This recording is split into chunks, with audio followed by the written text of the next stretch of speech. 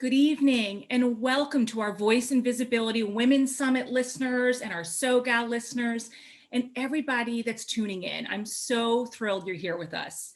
Tonight, we have a really incredible segment. I'm so excited about this segment. We have Elizabeth Topp from Twinkle Nanny. She is an entrepreneur. She's the owner of the Twinkle Nanny agency here in Southwest Florida.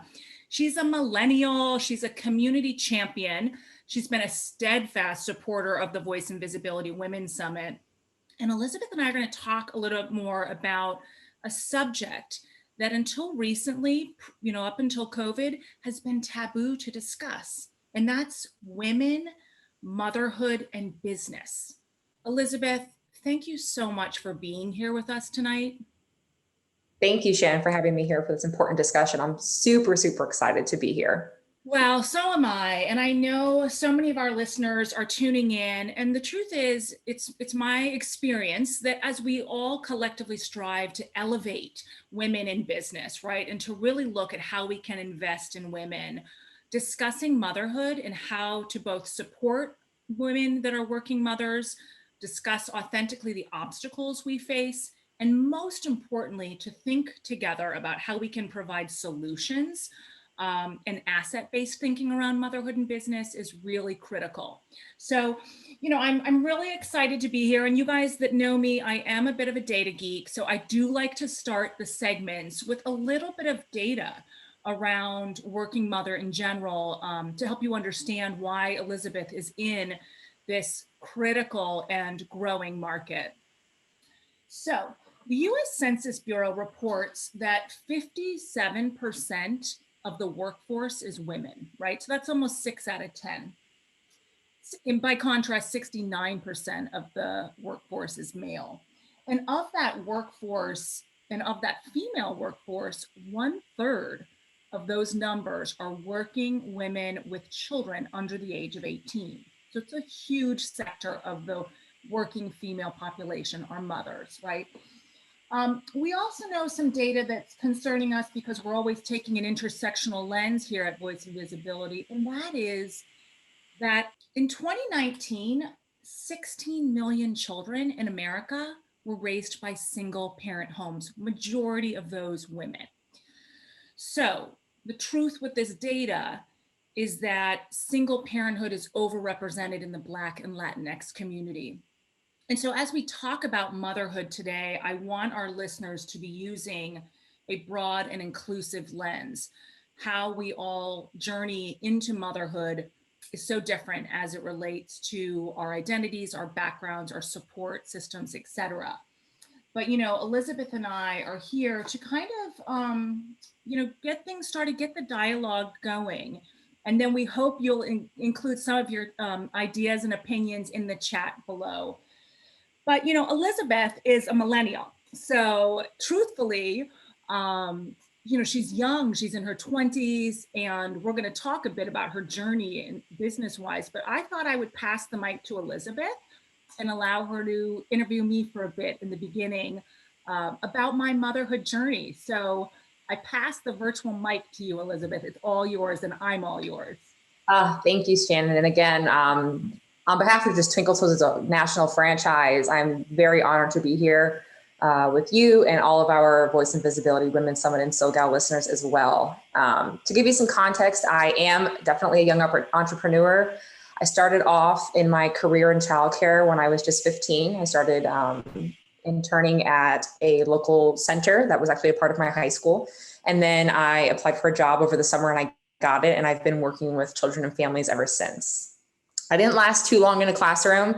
I love children to death. I am not built to be in a classroom Monday through Friday, 40 hours a week. I can sub, I can pull in and push out. It's not for me. So I transitioned over to the admin aspect and I've kind of been in that role ever since. And so I transitioned to Twinkle back in 2017. My business partner, Brittany Bryant, and I bought the Pinellas County franchise, and then we expanded to Sarasota in 2018. We both live here in Sarasota, and we knew that there was a need for the market here, especially. But when we bought Pinellas, it was already an existing franchise. And so we were lucky enough to come into, a good reputation and a good name and able to grow the business from there. I do a lot of volunteer work outside of Twinkle Toes. I'm involved with a lot of nonprofits and organizations, mainly locally here in Southwest Florida. Some of them also have an international and national footprint. But I'm super excited to talk with you about this discussion because, I mean, all of my nannies are women and a good portion of them are mothers. And as a franchise, we employ, as you said, hundreds of mothers every year. And so we are right here on the forefront of navigating these challenges of women and motherhood and business and motherhood and just all of it in general and all of the pieces that come with it, because it is a very complex situation. And like you said, it's not talked about. And it needs. I mean, honestly, Elizabeth, like you're breaking the taboo with me, because I think there's too many women and mothers that are struggling and thriving. And there's too many employers out there that don't understand both the challenges, but also the assets. So I'm just looking forward to getting real, talking about it. And I also just want to really commend you at such a young age for entering into an industry where you are literally investing in women, right? So I'm all yours. I am fired up for this conversation. And I'm also fired up for the collaborative spirit that you and I have around how do we continue to invest in diverse women, because I think this is only the beginning. I agree. Yes. Yeah. I believe I'm similar to you. I believe my calling in life is working with women and the youth in general. And so super excited. And again, thank you for having me here. But to kick it off, moms are superheroes. In a nutshell, moms are superheroes. And I tell my nannies, we do have a portion of our team that are not mothers, but when you are committed to working with children and working with families, you have a superhero cape on at all times, whether it is visible or not. And raising children in today's climate is just so complex. Before COVID, those who worked outside of the home definitely had limited means. And even now with COVID, obviously working from home has opened up, a good portion of opportunities for mothers and women in general, but childcare is still very prevalent. It is still a need, whether you're working from home or whether you're working from an office 5 hours from your home. Consistent quality childcare is very important. And so there are a lot of employers that don't recognize this. There are a lot of employers and industries that don't offer childcare stipends per se, or flexible spending accounts that can be applied to childcare. And there's a lot of things that go along with it as well, like transportation, healthcare, mothers who choose to breastfeed. Maybe if their child was in the NICU starting off and there had to be some changes. I mean, maybe parents who needed more than 6 weeks for maternity or paternity leave. And, there's a plethora that don't even offer paternity leave. But I want to start off and ask you, Shannon, we know that you are a busy social entrepreneur and your footprint is very, very huge here in this market and just honestly the world. But what can you share with us about your own motherhood journey? Where did you find support or, simultaneously lack thereof? Well, first of all, I thank you, because it's an honor to talk about my motherhood journey. I have 2 teenage sons. My sons, Reese and Blair, are now 16 and 13. And my husband and I knew from the early days that we wanted to be parents, right? And so I knew as a child, I wanted to be a mother. But I also knew as a child, I wanted to have a robust career. And, my mentors were relatively limited. And so I always tell folks, your motherhood story, your background story is so relevant to how you can contribute to these social impact issues. But I had my first child, I had Reese when I was 33. And I had Blair when I was 36. So technically I was considered an advanced maternal age.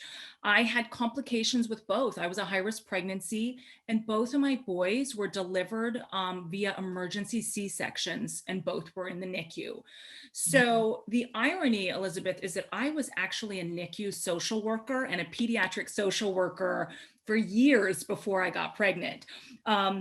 And my best friend was also a medical social worker. So my friend Zarina, who we love going down memory lane together. We were both pregnant, working at the hospital, working in pediatrics and high risk medical, and super duper pregnant. But, so I was lucky. I delivered at Georgetown Hospital. I had incredible healthcare, and it's important to recognize. I also had incredible health insurance. The kind of treatment I required as a high risk pregnancy, was available to me because of the type of benefits I had through my employer and my husband's employer. But right off the bat, I fell in love with being a mom. So after that birth trauma and after that really challenging C-section recovery, which I felt very unprepared for, I literally didn't know I wasn't going to be able to walk for days. And I remember back then my mom flew in and my kids were in Washington, they were delivered in Washington, D.C., and my husband's family was there. I couldn't get up and down the stairs. I could barely hold my new baby. We had success breastfeeding, but I couldn't move him off of me. So we brought, we had family support in those early weeks. And I had to go back for a lot of follow-up. And fortunately for me, my medical issues were very specific to pregnancy. So I recovered. But the first year, then the first kind of pinnacle of working motherhood existed, which is, your 12 weeks are up. Are you going back? Are you going to put Reese in childcare and go back to medical social work? And I tried to negotiate with the team there that I wanted a part-time position. I wanted a flex. I wanted to really reduce the hours, and that wasn't an option. So I gave my notice.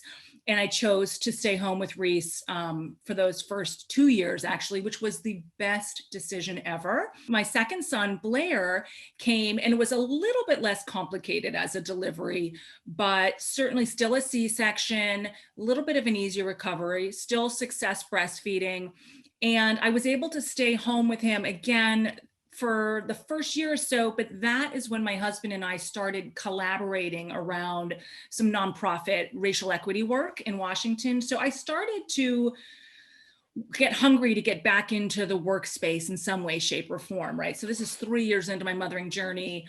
And at first I would only allow my in-laws to babysit, but then it became, as we grew and as we decided we were really gonna go after this work, I needed much more support. Like Elizabeth, I couldn't keep up with it. I was breastfeeding and trying to take calls, and it's really hard. And so that began my own journey of trying to find a preschool for my oldest, and and then I had to find a nanny. So I did use an agency like yours in Washington, D.C. And the reason I loved that type of agency in your model is that you guys did all the background screening. You let me meet them before I signed on. She came, she met Blair, I got to know her. Everything was super easy to schedule. And that's what I did for the first couple of years until he was in preschool. And I'll pause and see if you have questions about that, because obviously I can talk forever about my mothering journey, but that was my early years of mothering. Okay. And so what was that experience like for you, choosing a preschool and a nanny? Did you think that maybe you should do, both in preschool? Was infant care in the preschool world not available in the DC area? Because definitely in Sarasota, or most cities, I would imagine, there are limited preschools that are authorized and certified to provide infant care as early as, 4 to 6 weeks. Or, did you want that, socialization and educational component for your oldest, and then you really wanted that one-on-one care for your youngest, like you were able to provide in the first 2 years? Such a great question. So the outfits that I was looking at the time did not have infant care. They all had, the places that I toured, your child had to be 2 years old. And then they would work with you around the length of stay and working a little bit better to support working moms. So that was one truth and reality. But the second was the type of mothering that I wanted was I did want my child to have one-to-one support, attention. And so that's why I chose the nanny route. And that's why I chose, an agency that had high experience, great credentials, et cetera, great, references. And so that was the way we went. But I have to tell you, it was incredibly expensive. Right. And in fact, when I ran the numbers of what if I go back to work part-time, and then I ran the numbers of what the child care was going to be for my profession at the time, which was social work, it was going to be a net loss. So the child care was going to be more expensive than a part-time salary for me. Mm-hmm. Yeah, that's something that we definitely experience. As a private nanny agency, the reality and, remaining as transparent as possible is that it's not cheap. You're paying for quality. You're paying for somebody that's going to come into your home, And, our tagline is, our nannies are second to mom. They are going to step into shoes and they're going to do what you need them to do. They're going to take care of your kids. They're going to love them. They're going to educate them. They're going to keep your house tidy. They're going to run errands. They're going to travel with you. They're going to do all of the things. So you have that peace of mind. And you know that if you are choosing to be a working mother, or maybe a mother that is at home but just needs an extra set of hands, you have somebody that without bias and without judgment is going to walk in and say, I got you. What do you need? How can I help you? And it's so important, because even if, even with women that maybe aren't, like you would experience in your first 2 years, maybe there are women that are taking a little bit longer, or that don't have that flexibility, or that are just not interested in entering the workforce right away again. It takes a village, whether you're a working mom or whether you're just a woman, to be a mother. It's a village. It takes people. I tell folks, it's almost like clocking in. If you really want to get technical about it, which sounds a little bit cold, but people that know me, that's not my intention. But the truth is, from the moment you wake up in the morning as a mother, your first thought, and even today, is, how did my kids sleep? What are they going to eat for breakfast? Did they have clean laundry? How are they getting to and from? How are we doing with their educational status, their social emotional, their play dates, their doctor's appointments, their dentist appointments, their haircuts, their relative engagement? So the amount of emotional labor that mothers do, I think, is the most invisible form of parenting that exists. I have one family with us, our Sarasota branch. They are a good family friend, and I care for her 2 kids, actually, 3 to 5 evenings a week. They're in the restaurant industry. So their hours are all over the place, and they own the restaurant. So definitely all over the place. They're there. I don't even know how many hours a week. And as a mother, even as a nanny, I don't have children myself.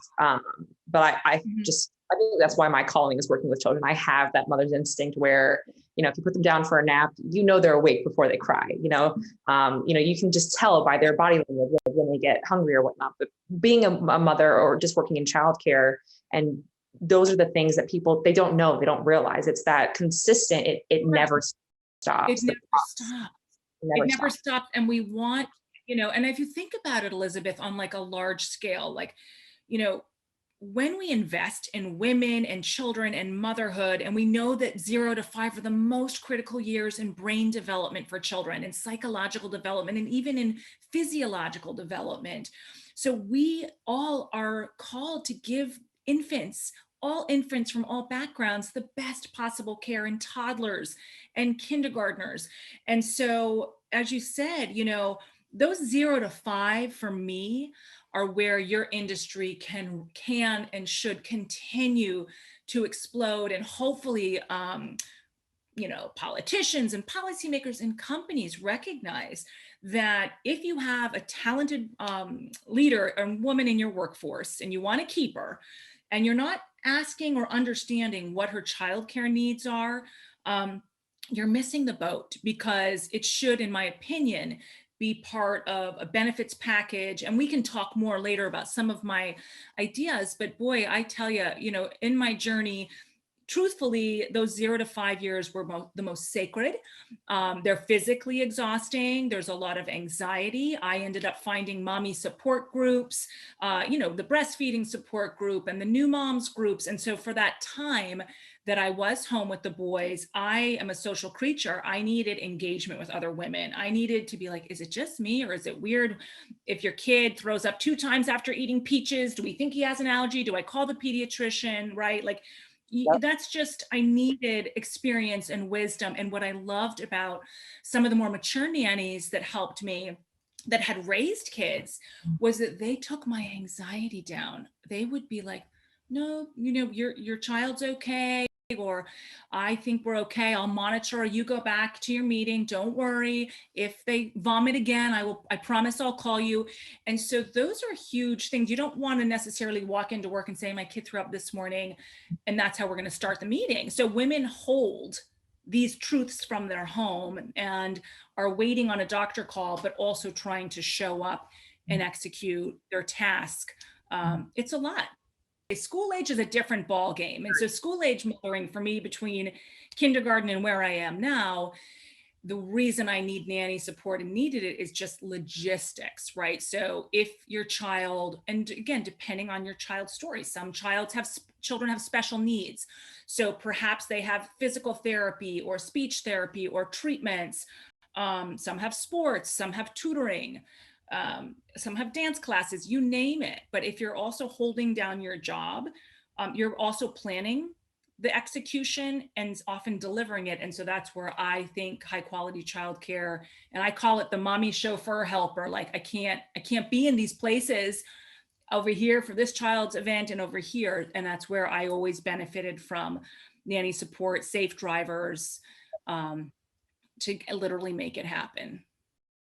Yeah, definitely, definitely. And you have two children as well. And, people who have multiples, oftentimes, even if there is some layover and crossover with what they're interested in, there's different things going on. I have a handful of families where we have one child at soccer and one child at violin, and then we have a tutoring here. We have a Kumon lesson, and then we have to meet back at the house for this. And, who's a doctor, who's a lawyer, who's a teacher, who is stay-at-home mom and just needs to clone themselves because they can't be in two places at once. It's amazing the spectrum that we service, and every background, every education level, every age and language, and clients from around the world that have relocated to the Tampa Bay market, to the Sarasota market. It's amazing just to sit back and really see how much good you can do in a vast array of spaces. We were just discussing, quality childcare, it's something that should be talked about, should be offered. And, we'll definitely get into that, but I think we definitely hit it on the head where it's something that should just be universal. Universal. I agree, Elizabeth. I think it should be universal. It should not be invisible. And again, we've talked a lot about the challenges around it, but I also think, there's a lot of assets, right? So I think once you can execute motherhood and you get through those 0 to 5s, or you get through those kindergarten, middle school, and now I'm in high school, I would love us to think of mothers as like family administrators, because the truth is the skill set that you're building, whether you're working at home, exclusively working at home and an additional outside job, you are developing administrator skills. We're talking about communications, calendar management, behavior shaping, supply chain, you name it. I mean, these are like CEO qualities, Elizabeth, right? So moms thinking that like, oh shucks, I'm not valuable, I've stayed home for 2 years. I try to say to folks, no, when you go into that interview, ask them if they know what it's like to raise 2 kids or 3 kids under the age of 3, and give them some examples of tasks and responsibilities you had that could transfer to the workspace. There's so many. Oh, so many, so many. I agree with you. You did share also with us that your career spans over 3 decades, and overall, you've worked with tens of thousands of diverse women. And so I'm interested to hear more about what are some of the themes that you saw when you're working with those women and they are working mothers, over the course of your career in the different spaces that you've been in. You shared that when you were a mother, you were in the medical social work, and then you kind of dove into the nonprofit world, the racial equity. You have a lot of experience in a lot of areas, but nonetheless, working with mothers and diverse mothers at that. So I'm interested to hear more about what are some of the themes that you've seen over the years. Sure. Well, thank you for asking. I always tell folks that the privilege I had through my journey and social entrepreneurship and my early career in medical social work is that I have worked with over 20,000 women, right? So it was almost a decade where I was probably holding a caseload of 60 plus clients at a time as a medical social worker. And I would see mothers and fathers, obviously, in the emergency room, in the ICU. I worked with children having transplants, and I did a lot of grief and loss work.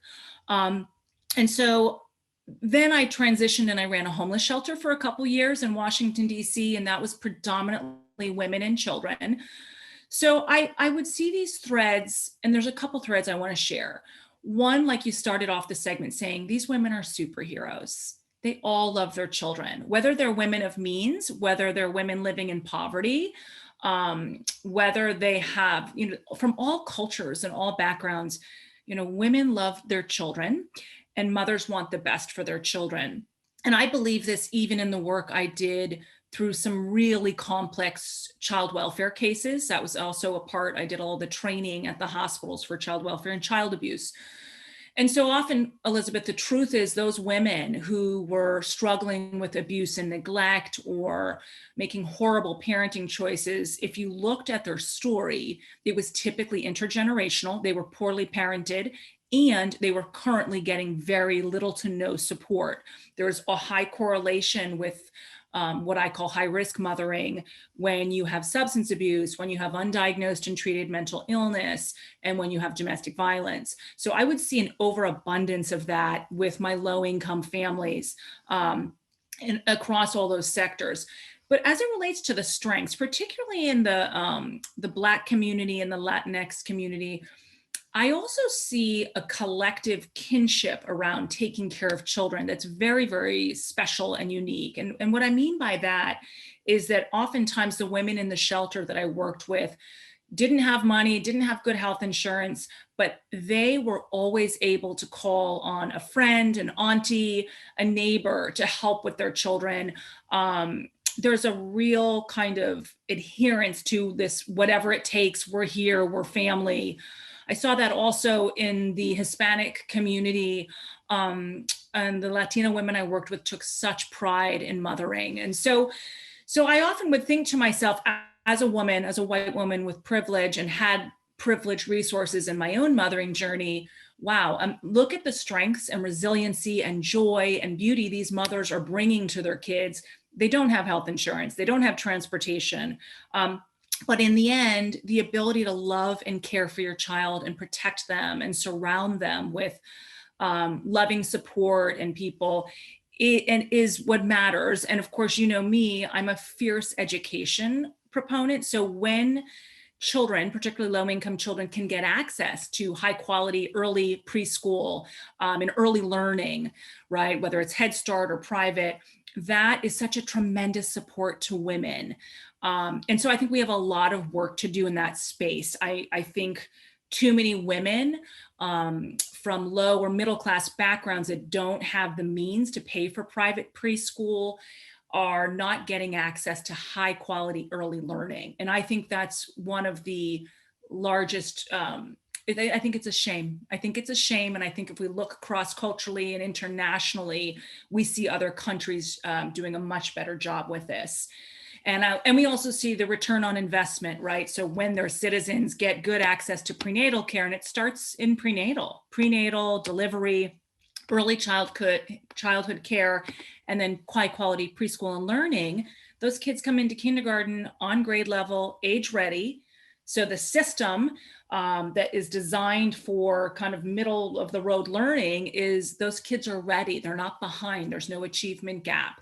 And then obviously we then are able to invest more into accelerating talent as opposed to catching up. So those are some of my thoughts as it relates to how do we invest more in diverse mothers. I think, gosh, I would love to see more groups and even more nonprofits and foundations and companies giving women access to your services, right? Like writing grants to, so that these women can have access and they can, get their kids the care they need, maybe while they're going to do some training or getting a new job themselves. So the thread was very, it was bittersweet because it was those lack of access stories that were devastating. And in the same breath, there were resiliency and cultural strengths kind of embedded in a lot of those stories that inspired me. And there was a lot of faith, Elizabeth. There was a lot of hope and love.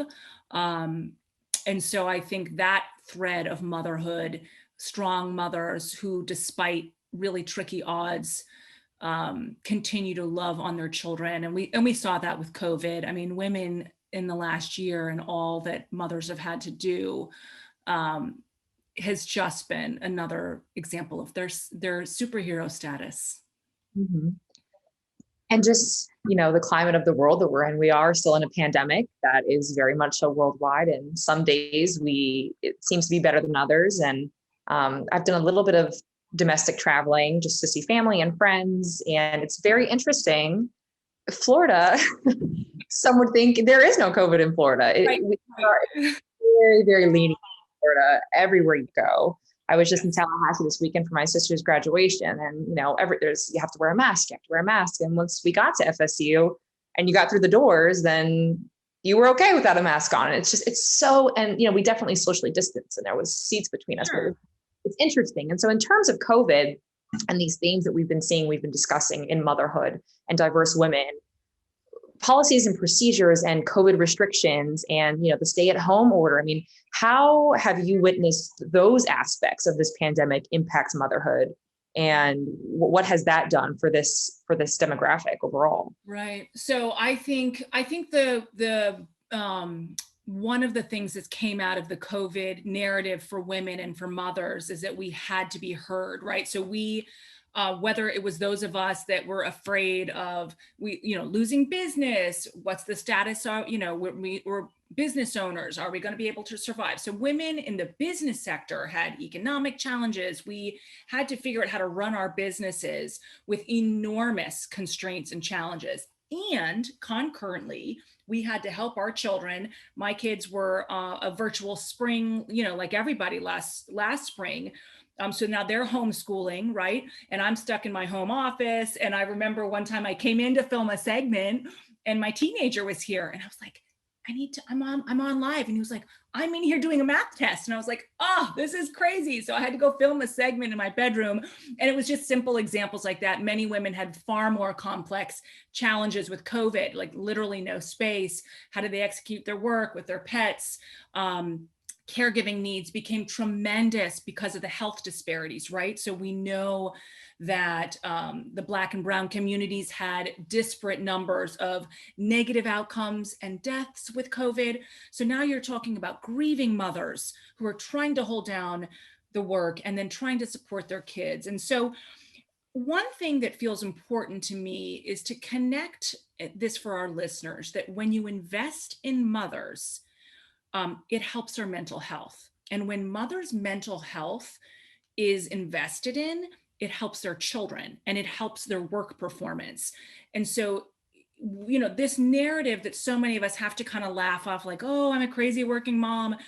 The truth is, in my silent days, like it's devastating and it's hard and it's exhausting and it takes a toll on our mental health, right? I was very honest in my TED Talk about some work stressors I had experienced years ago that accelerated like anxiety for me and depression. And that's another thing that women don't get a chance to talk about, right? We feel like we have to hold it in. We don't want to burden our kids, our partners. But when women are supported in their domestic role, in their mothering role, it helps their mental health, right? And so we want women to be feeling, well rested, clear thinking, and the benefit there, like we said, is kids and business thrive. So I think COVID has revealed that we have a mental health crisis in America. I think women can and should speak up about how their mental health has been affected, what they need. And I'm hopeful that employers, as we discussed, will, if they're not offering mental health or if communities aren't offering free community services, they should. Mm-hmm. And again, bringing it back to that motherhood thread, who's going to help with the kiddos? Why mom needs to take care of herself. Definitely. Another thing that I wanted to just bring some clarification to our viewers on is that, just to elaborate more on the conversation of it being an option in the workforce. When we're talking about women's skills, like I said, they multitask, they communicate, they are basically the CEO of the home. They run the household, but I feel like there's still such stigma around the working motherhood discussion, and a very large portion of, our leaders in our top companies and in private industries in America are men, and at that, white men. And there's this thought that women are not capable. They cannot be a mother and work. They cannot be a mother and be a CEO. They cannot own their own company and have kids, whether they have help or not. It's just, it's too much. It's their mental health. It's their emotional health. They're going to cry in the middle of the meeting. They're going to have to step out and breastfeed. There's so many things that revolve around it. And it's a shame because it's such a far feet from reality. If anything, like we had expressed, having that experience as a mother, you have skill sets that you can just apply to so many areas and so many industries. And if anything, mothers are the most versatile workers that we have to offer to the world. Elizabeth, that's a mic drop moment, you guys. Like, yes, and yes, and yes. So that is just the truth, right? And so the economic losses of not investing in mothers, it's a lost opportunity, because to your point, I've got friends, whether they're attorneys or CEOs, flying internationally, having to leave their kids for 6 weeks at a time. When these women get the support they need from either partners, community, or childcare, these women are indeed capable, and not just running companies, but the data point I like to talk about, female leaders on corporate boards, those corporations are 21% more profitable. So women are a good investment when you take us up the female leadership chain and when we take ourselves up there. There's just a lot of great data around, obviously we have this huge racial wealth gap and gender pay gap, but if we flip it and say, well, what can we do? And we ask them, that's always step one. You ask a woman, how can I help you? Are there barriers in your career space? So employers and performance reviews should be asking internal barriers within the system and within the company, external barriers, if you want to help women thrive, which everybody should, right? And so I think there's a long way to go. I'm hopeful. I was reading, I'm going to try to quote the data, but I think it was Save the Children made a report on kind of the top. They interviewed hundreds of companies and looked at employers and said, well, who's actually doing well in this space in the private sector? Bank of America, IBM. There's some companies out there that are, giving, and the markers were great family medical leave, great health insurance, and more benefits and flex time that allow mothers to execute and produce. The other thing we obviously have to talk about is, where are the fathers in this discussion? And the burden has consistently and still consistently falls on the mother to execute all of these, what we call the motherhood CEO task. And so this is where men should be invited in to educate themselves about what parenting looks like for women, what your partner, all partners, both partners, even if it's LGBTQ partners, they need to talk about what roles are we each going to play, who's going to execute childcare, where are our career obstacles and barriers with childcare. And it is kind of like a business strategy. Okay, when they're young, I'm going to throttle back and I'm going to be the one taking them to preschool. You can go to law school. You have a car, I don't. These are really important discussions. And so our partners need to come into the conversation, and many do, but I think, and I'm hopeful your generation, my husband certainly has, but I know others who are pretty darn hands off. And so women have had to really muscle through some heavy parenting years by themselves. I'm hopeful your generation, though, Elizabeth, the millennials are better at this, and you're better at speaking up and breaking out taboos. So I'm optimistic. I'm optimistic as we kind of come to a close here, that your generation, entrepreneurs like you who have businesses that are investing in women, will continue to, I know you're going to expand, but you're also going to be a huge part of the conversation around solutions.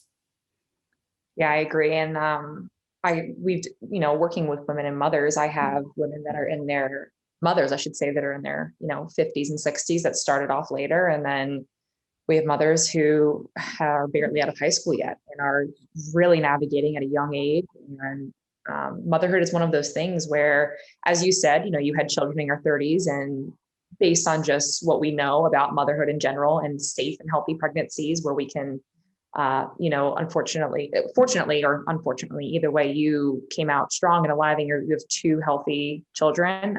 But there are people who don't have that experience that you had. And so, I think people or just society in general, it's like, if you have kids between 20 and 30, you're good. Have kids, get married, have a husband. I mean, I always grew up thinking that I wanted to be a mom, and, I wanted the white picket fence, wrap around porch, jog, and I'm going to have the kids, husband goes to work, comes home.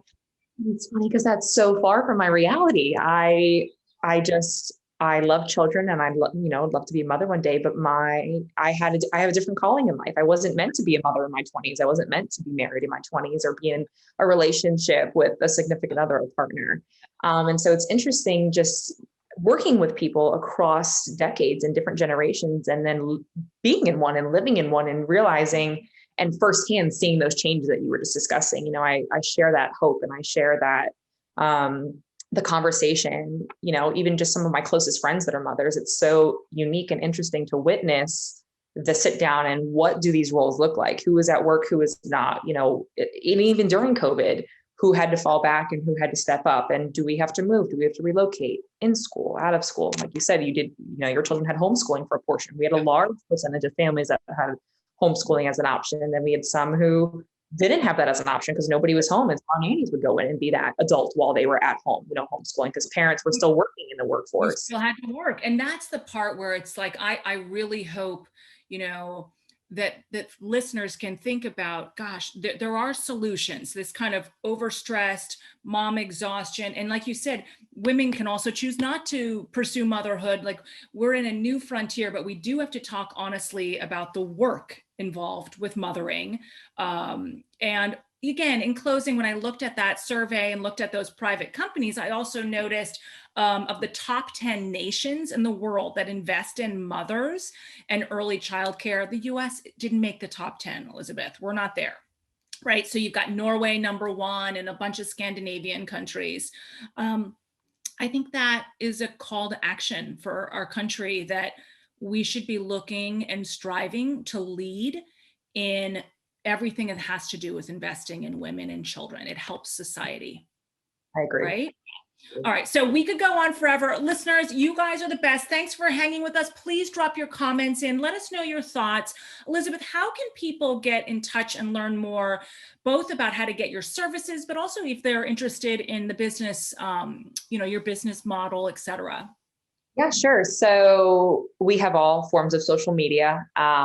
If you just go to Google, you can type in Twinkle Toes, and that will bring you to our main website, twinkletoesnanny.com, if you want to type that in. And right there on that homepage will display all of our different locations. So depending on where you are in the nation, you can select which one's closest to you. We do all have direct service areas, but depending on what your exact zip code is and where you're located, we can definitely work with you. Or there's the option to open a Twinkle Toes yourself. We are a national franchise. And so the beauty about Twinkle Toes, as I said, I started off at 19. There are very, very low startup costs. Almost all owners see a return on their investment within the first year. And it's 100%, across the board support. We have corporate trainers that come out, and we have marketing consultants, all of Twinkle Toes owners and managers are all women. We are a women-based company.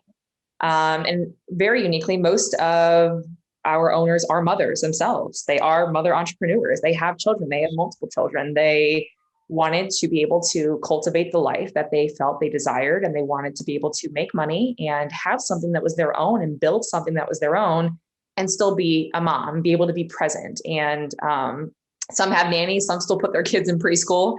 It depends. Yeah. But the website is a great way to contact us, and honestly, probably the easiest, because from our website, when you select the location, every owner and manager, all of our social media, our Pinterest, Facebook, Instagram, LinkedIn, all of our contact info is right there, which gives us direct access. And then just personally, they could probably just Google my name, or they could find me that way if they wanted to chat with me directly about franchising, about our services, or just, in general, just connecting locally in this market, in this area.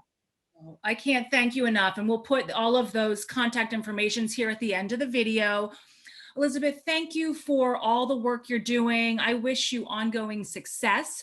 I thank you for being such a gracious sponsor of the Voice and Visibility Women's Summit. The Twinkle Toes Nanny Agency is powerful. And Elizabeth, as a young entrepreneur, I can't wait to see where your journey takes you. So thanks again for being with me.